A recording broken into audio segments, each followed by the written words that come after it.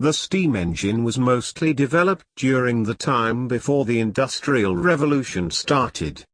The first engines that were made during this time were used for pumping water out of mines, but they did not use any pistons, and just shot steam into a sealed-off mine in order to pressurize the water inside the flooded mine. This made the water go up through a tube. These engines were not very efficient. A new engine was developed that implemented a piston which was pushed back and forth. The steam engine did not have any other uses until James Watt came up with a way to convert the back and forth motion of previous steam engines into rotating motion. This transformation allowed for the steam engine to be used in many other ways, mostly in textile manufacturing but also in mills and trains.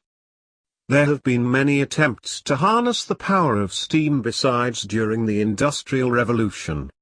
In circa 200 BC, Hero of Alexandria created a device which used steam to rotate a vessel of water on an axis.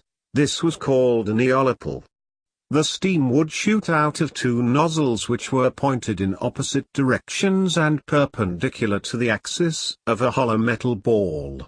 This device was filled with water and heated to produce the steam that propelled the sphere. No one knows whether this device was ever put to practical uses, but it was probably not, since the eolipile uses its energy towards fast rotation rather than greater force, so it had less potential for doing things than any other steam engines in the early Enlightenment period. Another person who thought of a way to use steam to do things was Edward Somerset, the Earl of Worcester. Edward came up with his idea by filling a cannon with water, putting a stopper in the end and putting it over a fire to see what would happen. This was a very bad idea. The cannon exploded, and gave Edward the idea of creating an engine that drew up water with pressurized steam from up to 40 feet.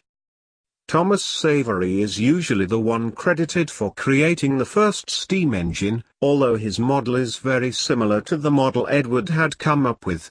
Savery was just the first to take advantage of the design and claim rights to it. His engine was not very effective. Much like the engine Edward designed, it could only be used up to a 40 feet depth, and it had a tendency to explode due to the lack of a mechanism to release steam, since the design simply pressurized steam and shot it down into a cave. Thomas Newcomen's engine was the first widely used engine because it was able to pump water from greater depths and did not explode as frequently. It was also much larger and more energy efficient than Savery's engine because Newcomen's used a piston and other useful mechanisms to induce high efficiency. The implementation of a piston opened up the steam engine to further development in the future. Thomas's engine was very large, and gave approximately 10 pumps every minute.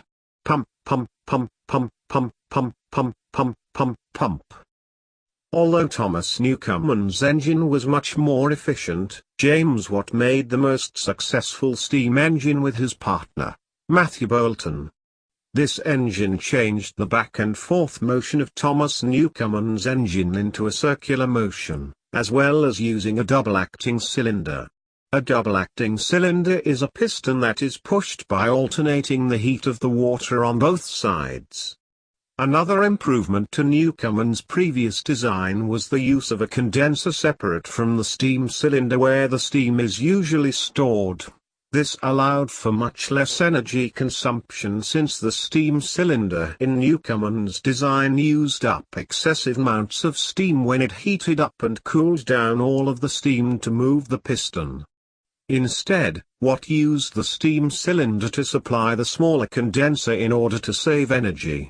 Watt's design not only opened up to steam engines the ability to work in many fields, but was also much more efficient than Thomas Newcomen's engine.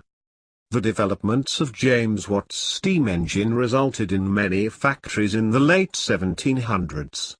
Many lower-class individuals and children worked in these factories, which were called manufactories back then.